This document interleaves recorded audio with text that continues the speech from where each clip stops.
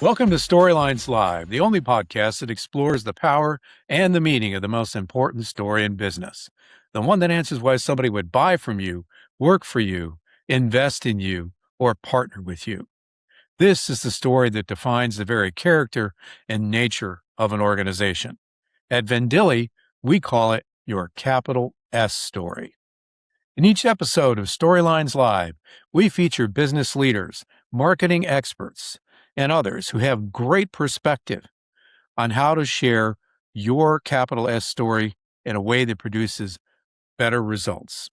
In this episode, we're honored to have Justin Starbird of the Aebli Group, also known as TAG. Like me, Justin is an agency principal, and his agency is, it's a cool agency. We're going to talk about it quite a bit. I just want to cover your background a little bit here, Justin. The focus of TAG is on transforming companies by systematizing their business development. We're going to talk today in this episode about a special category of businesses that TAG works with, and that's startups. Justin's expertise is in creating scalable and repeatable sales platforms, something that he's honed through his own experience in new business development and marketing communications. Before forming the Aebli Group, he was vice president of strategic sales at 48 Solutions, where he collaborated with Fortune 500 companies to foster tailored solutions in logistics, enhancing supply chain efficiencies. Now, these experiences, as well as other opportunities had throughout his career, and we're going to talk about that story, have shaped his ethos, which is centered on innovation and the power of strategic, data-driven marketing. Wow, Justin, marketing is not just foo-foo, it's data, right? Absolutely, man. You got to look at what's out there and what's resonating before you can make real decisions. Yeah, that's for sure. Well, welcome to Storylines Live. Anything that I missed in your introduction that you feel our audience would benefit from knowing about you?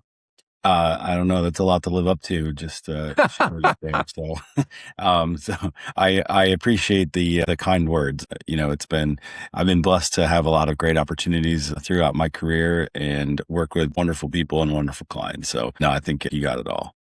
Oh, that's great, man. Well, one of the reasons that I mentioned that we want to have you on is because of your focus on startups. And in our experience at Vendilli and at my previous firm, WordRight, we've worked with a lot of startups over the years. They are unique animals. And a big part of that, of course, is where they're at in the evolution cycle versus more of an established organization. And, we've had the opportunity to work with some very large companies too in our agency experience. And we really want to dig into what it looks like to shape the story of an organization that's just basically being born or being shaped in its early stages. Now, as I opened the episode, as I always do, I gave the audience my own take on what storytelling is. And of course, at Vendilli, we have our own trademark process, story crafting, and I wrote a book about it, et cetera, et cetera. But we always ask our guests, Justin, of those 4 questions that I laid out at the top of the episode. Why would somebody buy from you, work for you, invest in you, or partner with you? Where you're at in your own evolution right now, which of those is most important for you? For us personally as an agency, Yes.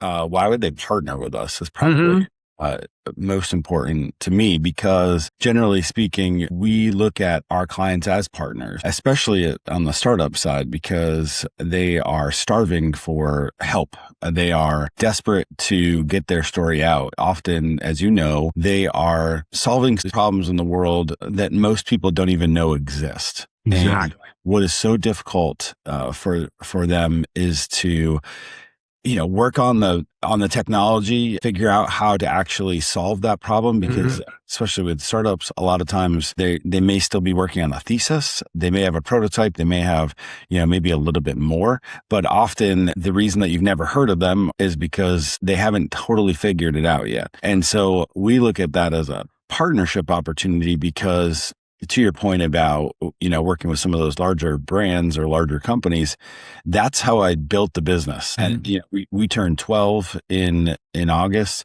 And for 10 years, we only worked with established companies to help them grow, scale, and sell.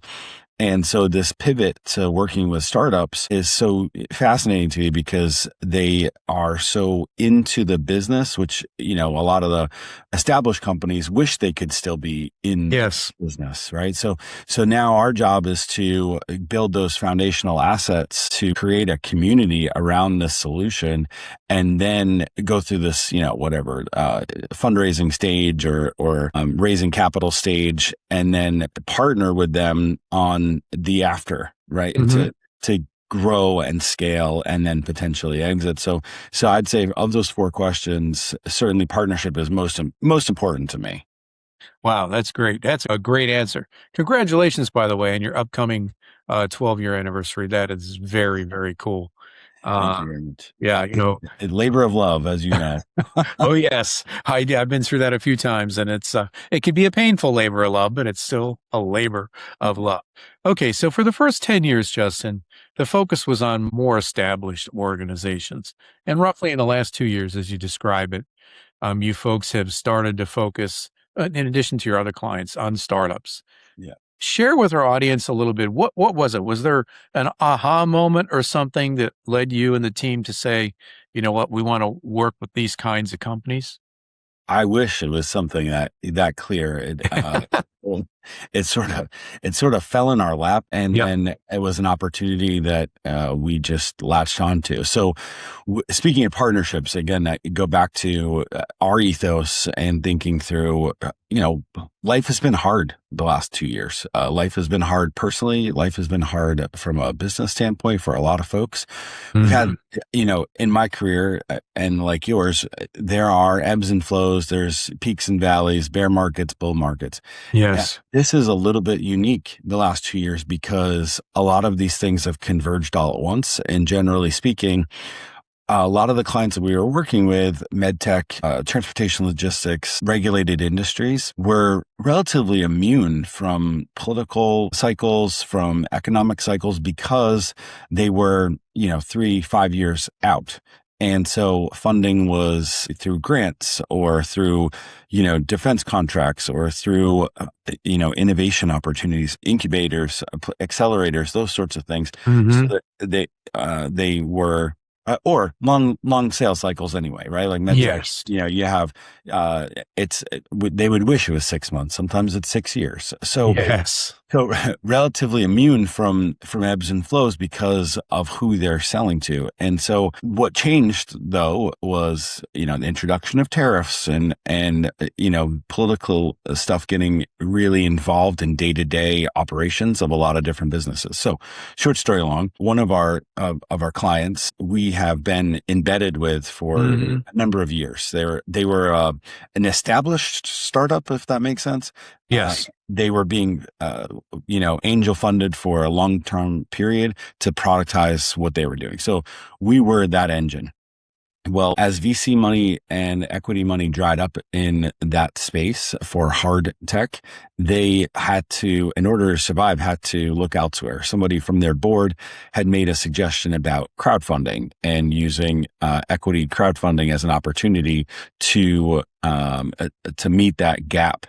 And because we are embedded with them, Lauren Damon on our team is basically their CMO and has been for years, and our team runs social and those things.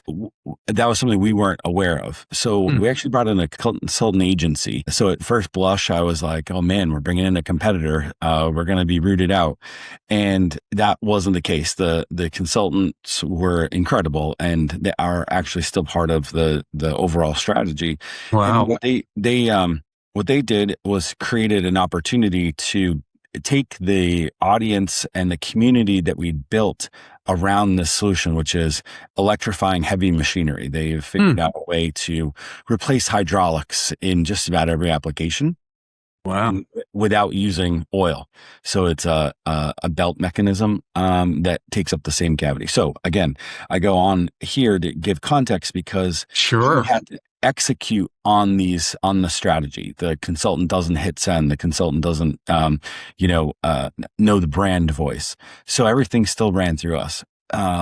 So we did that and had a lot of success right out of the gate because we had built a community around this product, around this technology, around these founders. Mm-hmm. Well, we started to, kind of dig into some of the technical elements of things. As a good agency, you're trying to push deeper and wider and solve problems for your clients. Exactly.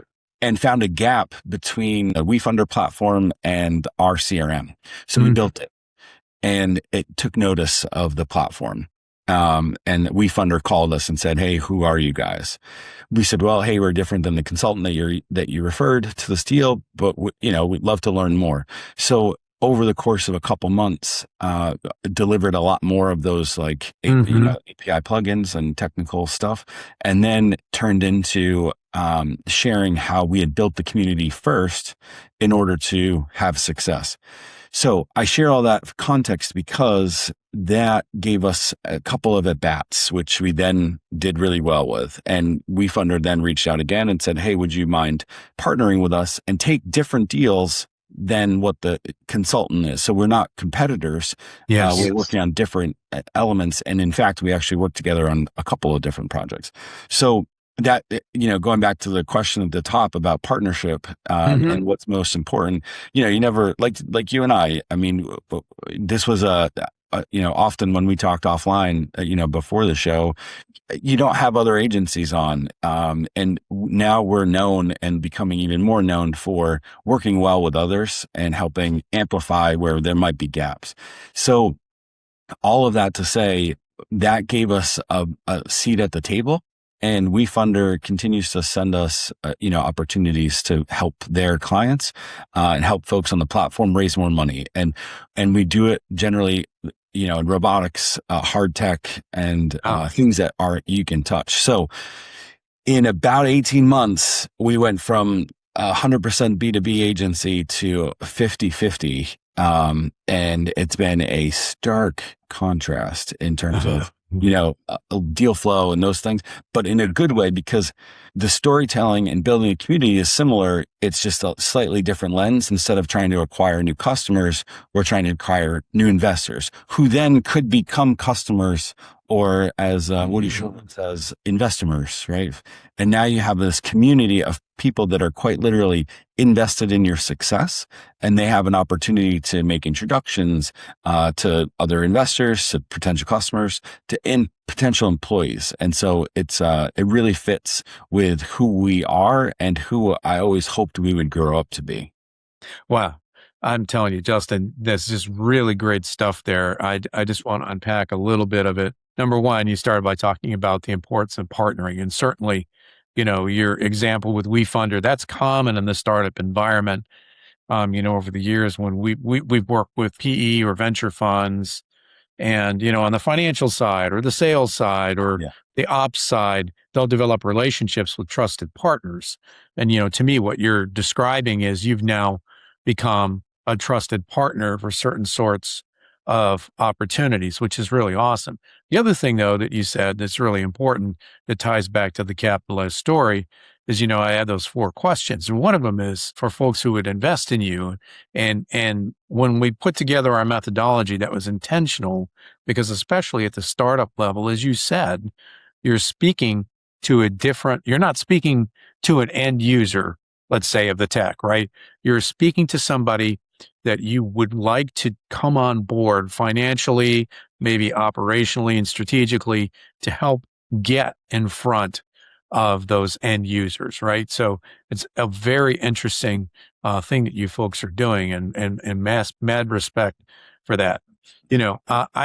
Of course, we've dug into my definition of story, but I always have to ask, in addition to which of those 4 questions you're focused on these days, is, the audience gets my take on storytelling all the time. What's your take? How do you look at storytelling, Justin? I look at it as an opportunity to have a conversation with your audience, and that audience, every business has a couple of different buckets of audience. Of course, regardless of where you are in terms of size or in your history or where you're going to be, you have who you are to the outside world and who your customers and clients are going to be. So prospects, leads. Then you have the bucket of your own internal team, and making sure that you're on the same page, so that whenever they go out I always say, you show me great sales, I generally will show you bad marketing. So we go to the sales folks and hear from them first. And, because they tend to be a little bit more flamboyant, outgoing, and Smart. Yeah. and they dramatic sometimes. Oh, yes. About shortcomings. And so you take some of that with a grain of salt, but often there are nuggets in there where you can help improve. So that's the next bucket, is internal. And then third are the partnerships and advocates, evangelists, if you will, that believe in the mission. And so for storytelling, what we try to do is be, transparent, create credibility, and also authority. Again, often inside you have leadership who might be, the spokesperson, but truly the work doesn't get done without that shop engineer or the GM or the folks on the floor making it happen. And so we try to extract that out of the people that are actually making it happen, whether we make it public or not. From a perspective of sharing the social, that's really the client's prerogative. But having that information to help us create our own, at this point, it's our own AI within for that client. It helps us create their voice, so that everything that we end up creating comes back to their voice, their words, how they want to be seen. And we try to align all of those things together. So it's probably a long-winded way of saying, for storytelling, it's really about transparency, authority, and credibility, and being able to extract that from the people on the team that matter. Wow, that's great, Justin. And you uttered a 2-letter word there that I really want to dig into right after the break, and that is AI, which seems to be on the tip of everybody's tongue, maybe in their ear, and certainly somewhere on their laptop and maybe their phone, right? So folks, don't go away. We'll be right back after this short break with Justin Starbird of the Aebli Group. Welcome back, folks, to Storylines Live, the only podcast that explores the power and the meaning of the most important story in business, the one that answers why somebody would buy from you, work for you, invest in you, or partner with you. At Vendilli, we call that your capital S story.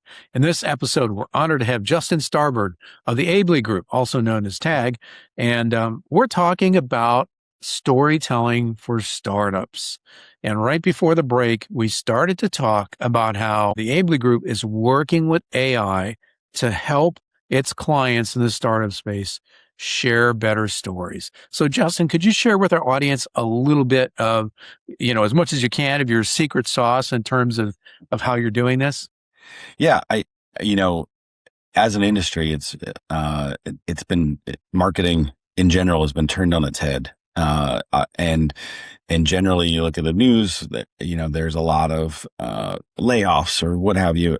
And a lot of it is, some of it was over employment during COVID, but a lot of it is, tasks that can be repeatable. And right now with Claude, with OpenAI, with Gemini, anybody can put a prompt in and get something out. And what is so difficult is what used to make us special was, creating the long form content, being able to drive leads or, create ads to drive leads to landing pages to get this great material, whether white paper, technical paper, what have you. Yeah, downloads of whatever flavor, right? Yeah. Yeah. And we hung our hat on that for, quite a while. But what we also saw is, even now, is there's a lot of not misinformation, because I think it pulls a lot better and credible information now when you create a prompt. But what comes out is not in the voice of our client. Yes. And that part is so difficult to get to, because, there's just, an element of what makes that company special. And it could be, especially we're working with a lot of companies that are engineering heavy. Yes. And we'll just say they're not super outgoing engineers. Oh, that's an understatement there, Justin. So pulling information from them is not easy. I mean, yeah, maybe a beer or two or 6, but otherwise it's pretty tough. So we developed a system. It was actually a long time ago, but it actually, I'm thankful that we had these elements in place as these opportunities for new technology has made our jobs easier. But we've always used the podcast as a long form content mechanism to make our interactions with clients more efficient. And it's not new. I mean, it's not secret to Tag. It's not a secret, to anybody. Gary Vee has written books about it. You can go back to 2014 and 15 and 16 and him sharing that, hey, we need to be on video or, pull this information out. So we put that in practice then and started creating these shows, not to be number one on Spotify or iTunes or any of those things. But back to the point about storytelling, we were talking about, this whole show is about, is hearing from the voice of, authority on the problem that you're trying to solve. And now it's just, all that does is it gives us the ability to create our own a logarithm for each individual client at scale. Yeah. And that wasn't possible before. So I don't feel as though what we do is anything special, because anybody can copy and do it. I think what makes us unique and different is, one, some of that experience, but also the strategy that we bring to putting these things together.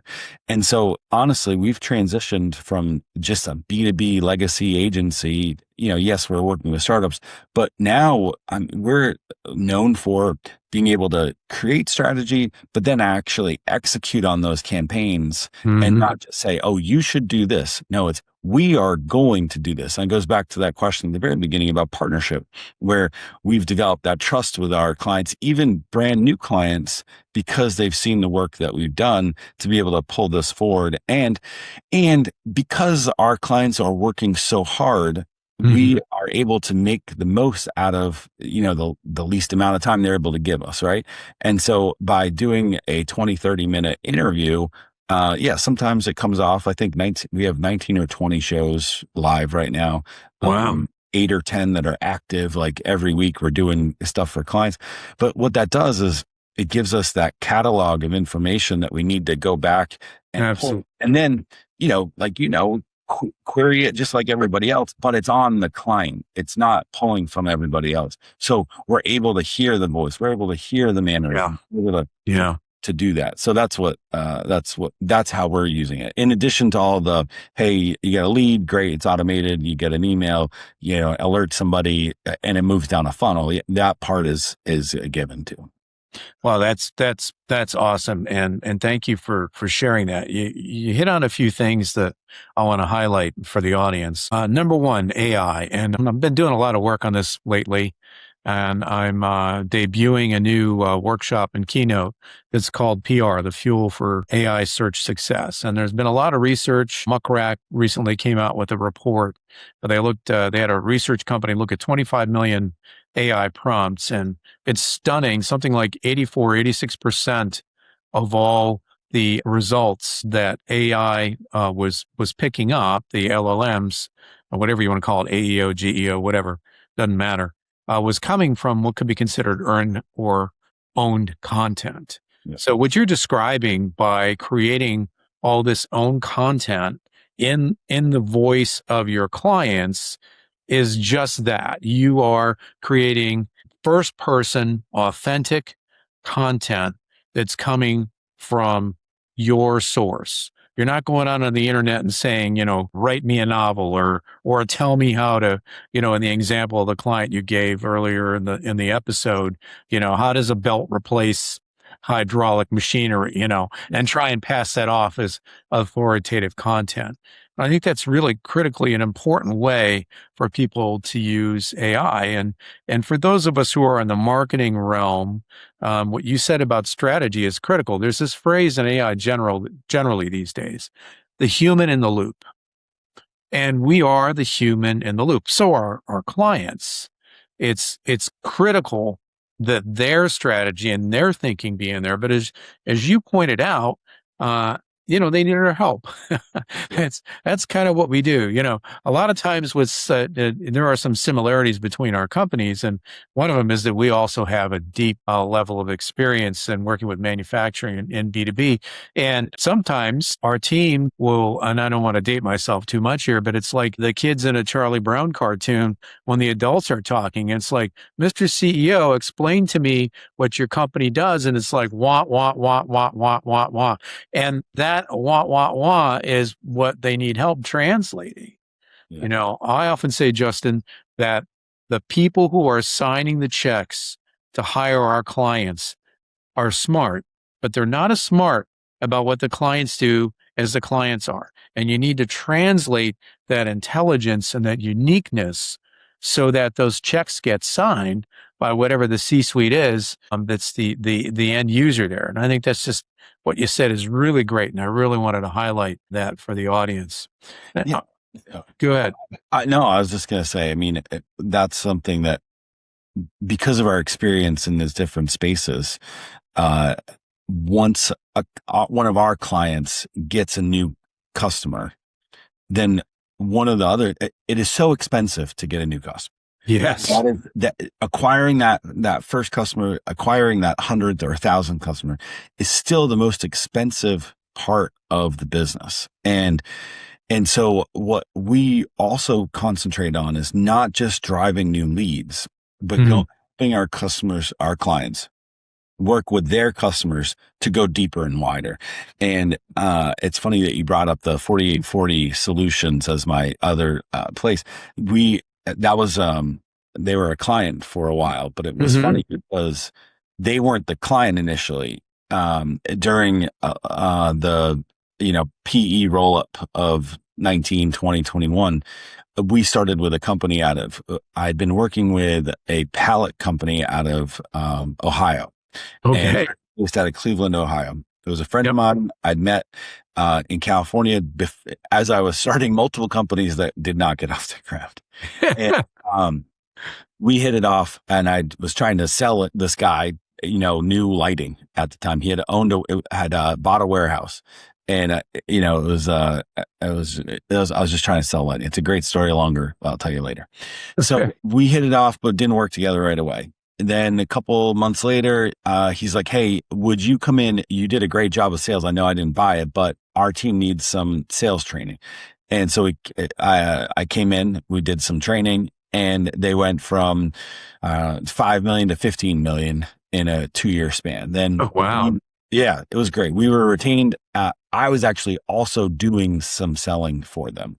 Wow. And I remember 2016, I signed Walgreens, a national contract for them. It was a huge, huge opportunity. It was one of the first of its kind in that space. But what we did was, instead of just helping them recycle pallets, we also went deeper and wider.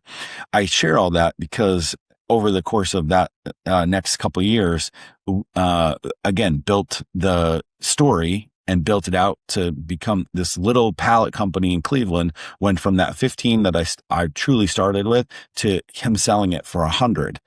It got rolled up again. I stayed on, Tag stayed on, and I was a W-2 to help, with the improve the value of the company. But I stayed on. 6 months later, that company was rolled up to 250, sold for 750, and then it was rolled up the third time to over $1 billion. And it was just crazy. But why I point all that out is that it was because we had gone from just collecting pallets, buying, selling pallets, to offering services that go deeper and wider that nobody else really in the country was doing at the time, in a way where we were looking at going, to corporate, at Walgreens corporate or Target or Home Depot, and then helping them systematize what they were doing. And that was where the partnership came from. And I can't, don't get me wrong, I was not the only one involved. But that strategy came from the CEO and I actually getting on planes and going to do that. And it was really great because it showed my team at Tag what we should really be teaching our customers. And then we had this great case study that allowed us to do that. And so I think of that even today, fortunately my friend's retired. He's on the beach somewhere, but, Good for him. yeah, 4840 is now the largest pallet company, in the country. Oh, wow. And now, it's a whitewood pallet company. And so then it's Brambles, or Chep is actually the other one. Then, it's just, such a unique experience to be able to sit here and create the foundation of who we would actually become, and be able to point to that when we talk to startups and saying, hey, this is who you could be. Wow, Justin, that is truly awesome. You've answered for me, actually. Can you share a success story? Have you done that? You also given me a sense of your passion in your work. One thing I probably should ask you, and we did talk about this in our prep for this episode, your name and the name of the agency are very different, but there's a great story behind that. Would you please share with our audience how it came to be named the Aebli Group? Yeah. So, again, going back to that time in my life where I was trying to start some stuff and it wasn't working out. Initially, I had a business partner, and, it didn't see eye to eye. So we parted ways, and it wasn't under the best circumstance. So, I called our clients and asked, hey, do you want to follow me? And fortunately, they said yes. And I started a new company. Well, that was the transition to the Aebli Group, but and how we restarted. So that's the company that turns 12. Now, taking a step back, after high school, before I took a gap year, before going to college, and I was going door to door, saving the polar bears for Sierra Club, and, trying to, do good work, I don't know, it was a passion at the time. Sure. So, it was just after 9/11, and I was in Florida, and, tourism really had come to a stark stop really quickly. If everybody, dating me as well. Yeah. And somebody walked in, and they had, a little bit older than me, maybe 15 years older than I was at the time, and had been very successful, bored. And nobody was taking cruises. He had owned a really small cruise company that went out of Miami to the Bahamas, or had interest in. And so, I don't know, we hit it off. I was training him, going door to door, asking for money, right? And memberships for the Sierra Club. So we could go to Congress and save the Polar bears. Yeah. So, we really hit it off, and he was the one actually encouraged me to go back to school. So I went to school for 4 years in New York at Wagner, and every break, instead of going home to see my parents, every now and again I would, but I'd go to Florida, and, the economy had started to pick up, tourism started to pick up. He was working in timeshare, and he brought me down. And so every Christmas break, spring break, and summer break, I'd go to Florida and help there. And after school, I'm like, I don't want to do that. Well, 6 months out of school, didn't have the right job, and went to Florida. So his name was Jim, and, really was the one that allowed me to sit at the board table during deals, and he would give me things to do, like, of course I wasn't going to say anything. These are, tens of millions, sometimes $100 million deals. And he'd say, all right, watch this person when I say this, and, just prep, like, take it, watch their reaction, take notes on what happened. And so it really gave me the opportunity to read people, and also how to tell a story, to have people follow you. Yes. So it was really great. Well, unfortunately, just a little after that, he got sick and ended up passing from cancer. Oh. And, I got married a short time after, had 2 kids, and I gave both of my daughters, their middle name is Aebli. And that was Jim's last name. So when my business partner and I decided to part ways, I was thinking of a new company name. What are we going to call ourselves? Trying to incorporate stuff that meant a lot to me. So that was where the Aebli Group was born, because I paid homage to my first mentor and really close friend. Also, it linked my daughters to the business and gave them, a sense of pride. I mean, at that time, they were only a couple of years old, but, as they've grown up, a sense of pride, to see tag on their jerseys, or, in the field or those sorts of things. So the Aebli Group really is about, being able to tell a story, but also paying homage to the people that came before me that have given me the opportunity to be here. And so, it means a lot, to me to be able to share that, because it has meant so much to so many. And, especially here in the community, I was been the rec director for over 10 years, and it's given me the opportunity to give back via the company as well, and give opportunities to my daughters, their friends, and then see them, now going into high school and college and having success. So all of that has meant, a lot to me.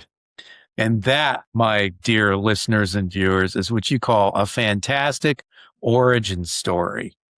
So well done there, Justin. Really appreciate you sharing this. You ticked off a few things that you think are critical to storytelling. In our world, we have 3 pillars. Number one is that you have a story rooted in truth that's authentic. 110 out of 100 on that one there, brother. You need to have a fluent storyteller, another 110. And then you need to keep the audience engaged, which I'm sure that we've done that with this episode. And Justin, I can't thank you enough for joining us for this episode. If our audience wants to connect with you, what's the best way to do that? Yeah. So actually we just launched our new site as well, aebligroup.com, AEBLI group.com. LinkedIn, it's just / Justin Starbird. Love to connect with folks. And, I'm always open for a conversation. Often I also post where I'm speaking and where opportunities to meet are. So, folks that like to connect, those are the 2 best ways. That's awesome, Justin. Thank you for sharing that. It's been great, as I said, to have you on this episode. And folks, appreciate you being here as well, whether you're watching or whether you're listening. If you aren't subscribing yet, please do subscribe. We're on all the major platforms. We'd love to have you along for the ride for every episode.